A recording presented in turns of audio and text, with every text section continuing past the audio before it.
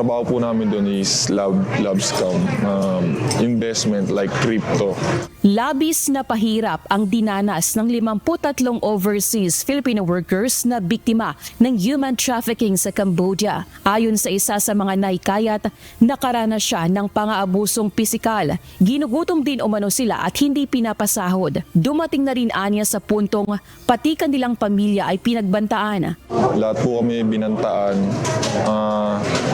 para hindi kami paalisin sa kumpanya. Binantaan kami ng papatayin daw, tapos babantaan yung mga pamilya namin. Love scam ang modus operandi ng kumpanyang napuntahan nila. Trabaho nilang kunin ang loob ng mga potensyal na bibiktimahin para mag-invest.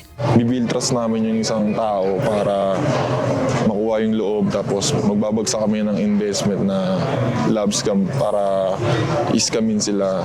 Like, yung pera na yun is i-scamin namin. Ayon sa biktima, naengganyo siyang mag-apply dahil sa laki ng sweldo, $600 hanggang $1,000 o katumbas ng 35,000 hanggang 59,000 pesos ang ipinangakong kikitain nila kada buwan. Pumasok ako sa trabaho na to, nakita ko sa Telegram, tapos may nagkayat sa akin na legal daw lahat ng process, like visa, legal daw, tapos OFW daw kami.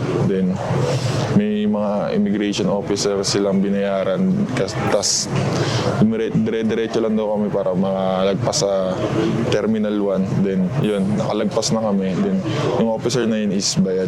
Sasailalim ang mga umuwing Filipino workers sa psychosocial counseling at reintegration assistance. Binigyan din sila ng pansamantalang matutuluyan dito sa Metro Manila. Oras na matapos silang maiproseso ay sasagutin na rin ng pamahalaan ang kanilang pamasahe pabalik sa kani-kanilang probinsya. Muli namang nagpaalala ang Department of Migrant Workers at Overseas Workers Welfare Administration sa mga naghahanap ng trabaho na mag-ingat sa mga online job offers. Lelaine Moreno, UNTV News and Rescue.